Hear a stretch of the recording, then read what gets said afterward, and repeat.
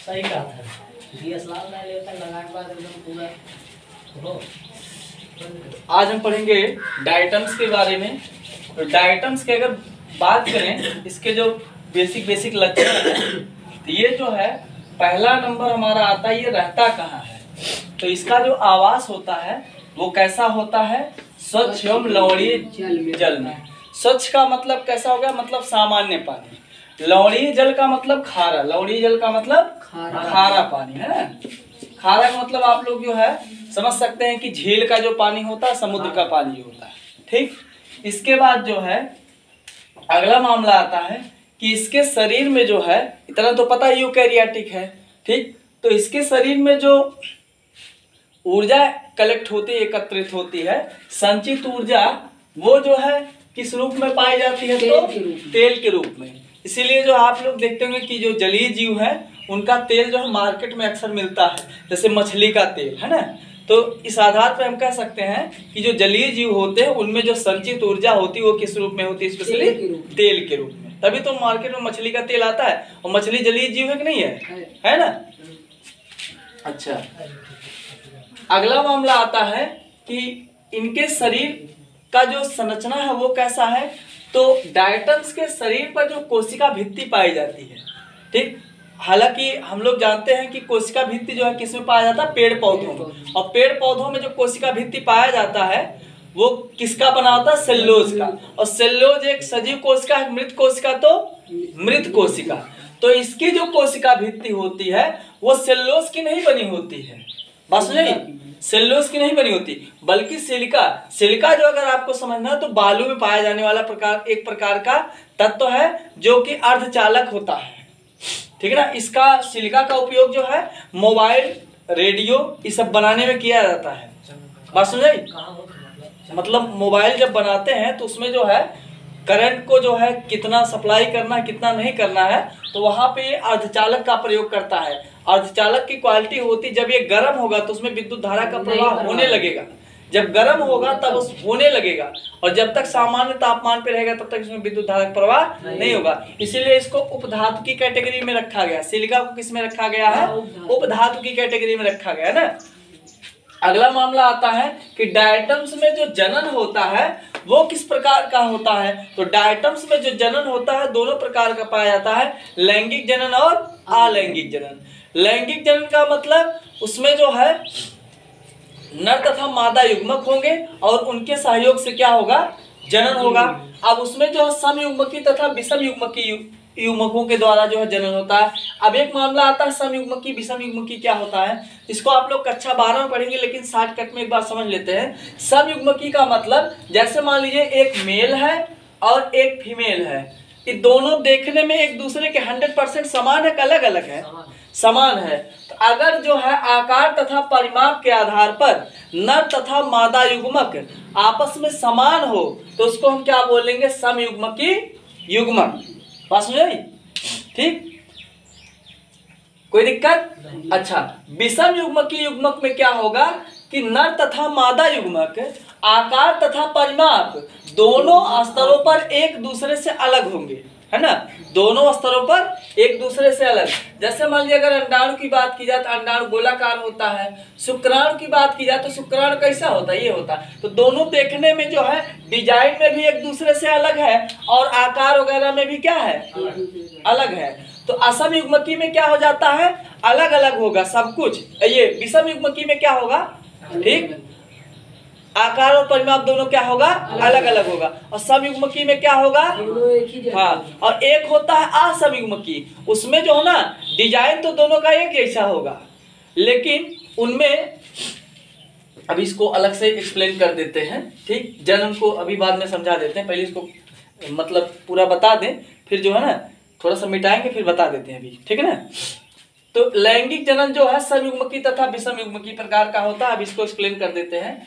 अगला मामला होता है कि डायटम्स का जो यूज कहाँ पे होता है।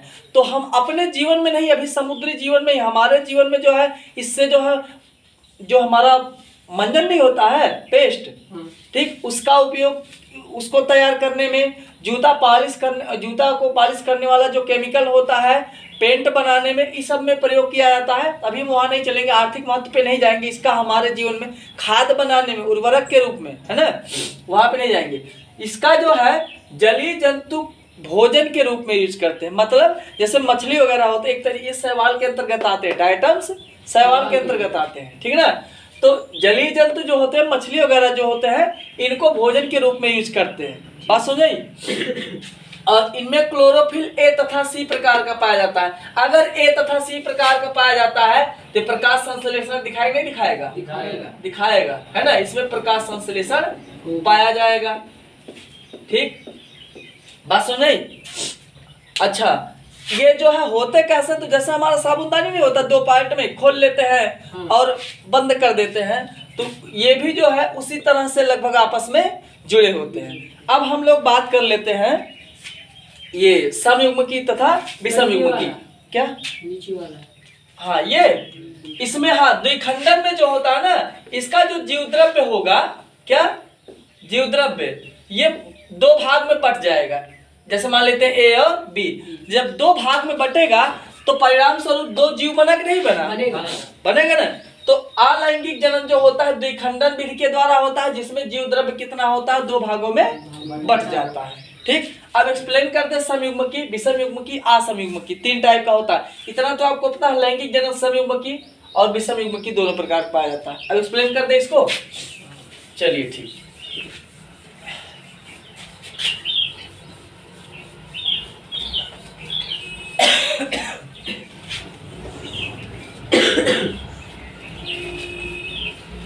देखिए आपको तीन वर्ड मिलेगा कहीं कहीं पर। तबीयत खराब है यार।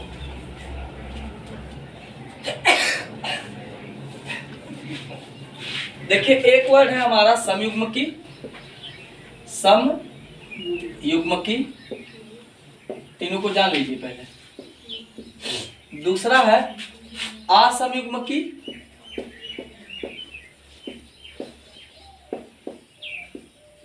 और तीसरा है विषमयुग्मकी। ठीक है ना। तो इसमें जो है जनन जो था वो सम और विषम टाइप का पाया जाता था, लेकिन एक तीसरा भी हम लोग जान लेते हैं, ये क्या होता है।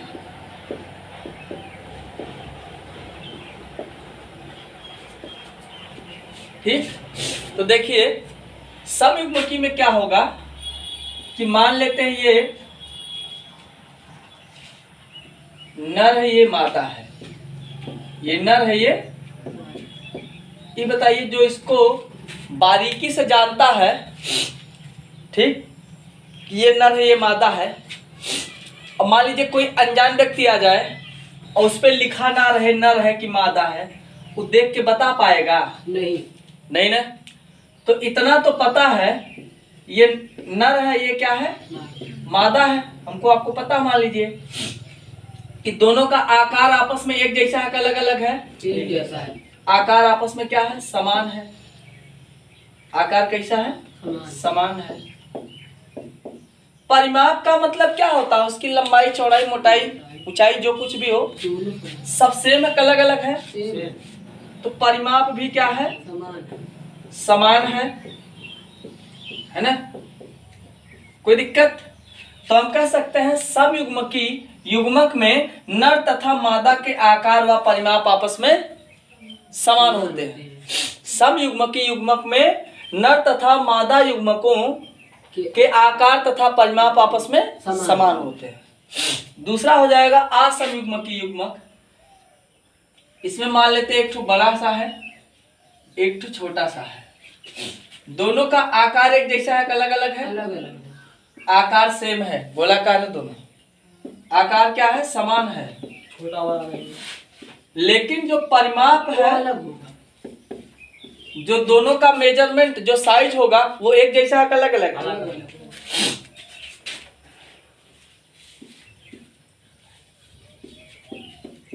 अलग अलग है। तो असमयुग्मकी की परिभाषा क्या होगी, जब नर तथा मादा युग्मक, नर तथा मादा युग्मक आकार में एक दूसरे के समान हो परंतु परिमाप में अलग अलग हो, उसको हम क्या बोलेंगे? असमयुग्मकीय युग्मक। तीसरा आता है विषम युग्मकीय युग्मक।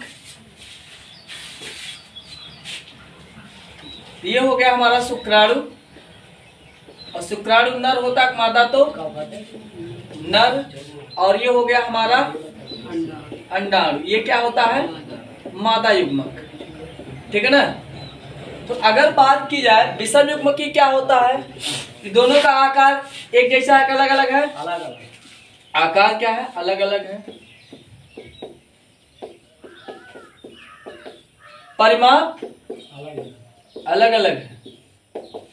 तो अगर पूछा जाए विषम युग्मकीय युग्मक किसे कहते हैं, तो जब नर तथा मादा युग्मकों के आकार तथा परिमाप दोनों क्या हो? अलग अलग हो। ठीक है ना? दोनों क्या हो? अलग अलग हो, उसको हम क्या बोलेंगे? विषम युग्मकीय युग्मक। तो जो ये डायटम्स है हमारा, उसमें सम युग्मकीय तथा विषम युग्मकीय, यही दोनों प्रकार का जो है जनन पाया जाता है, लैंगिक जनन पाया जाता है। बात समझ में आ गई? कोई दिक्कत? अब अगला मामला आता है, इसका जो लाभ, वो कहाँ गया? मिटाने वाला यार, यहाँ पे।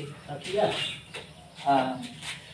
अब इसका जो है अगर पूछा जाए लाभ क्या है, तो लाभ में जो है हम लोग पढ़ लेते हैं आर्थिक लाभ। आर्थिक लाभ का मतलब इकोनॉमिकल। इकोनॉमिक का मतलब क्या होता है? जो हमारे लिए पैसे से मिल सकते हैं सामान, उसको हम किस में काउंट करते हैं? आर्थिक लाभ में। अब आर्थिक लाभ में देखिए क्या क्या आएगा इसमें।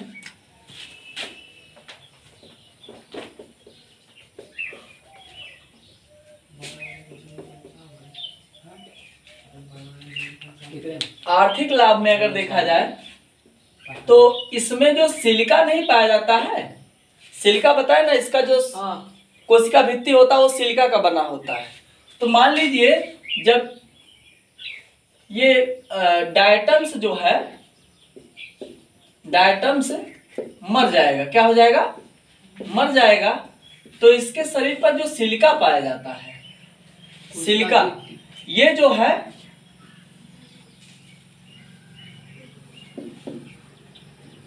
कई वर्षों बाद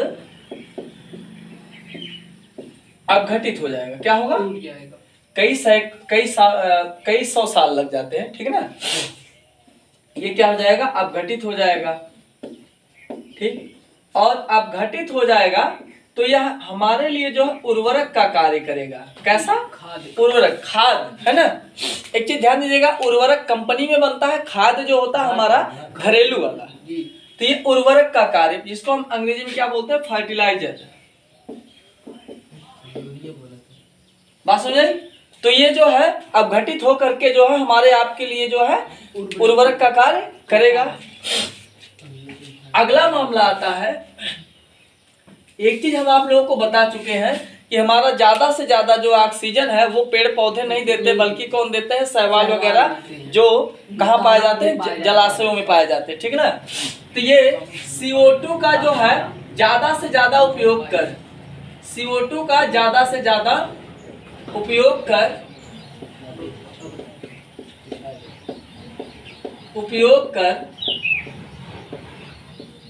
ज्यादा से ज्यादा उपयोग कर हमें क्या देते हैं?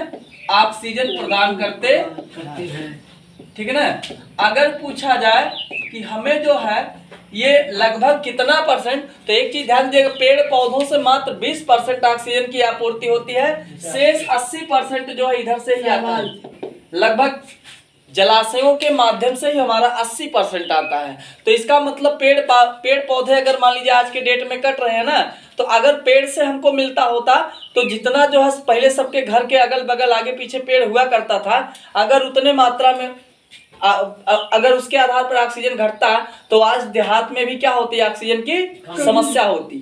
ठीक, अच्छा, इसका आर्थिक महत्व तो है। आर्थिक मतलब, हाँ, तो अभी देखे ना कि ऑक्सीजन खरीदने की होड़ मची हुई थी, तो आर्थिक है कि नहीं है? पैसा वाला है कि नहीं है ना? अगला मामला आता है, इसका उपयोग कहाँ होता है? तो इसका उपयोग जो है पेंट बनाने में, कहाँ पे? पेंट, कामा जो हमारा टूथपेस्ट होता है ना, जूता पॉलिश करने का केमिकल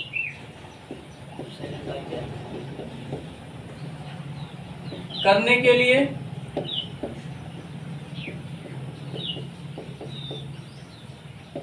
ETC लगा दीजिए, ठीक है ना। तो ये सब जो है इसका क्या है, आर्थिक महत्व है। ठीक, बात समझे। तो मुझे नहीं लगता कोई इसमें विशेष दम है, इसको छाप लीजिए इतना।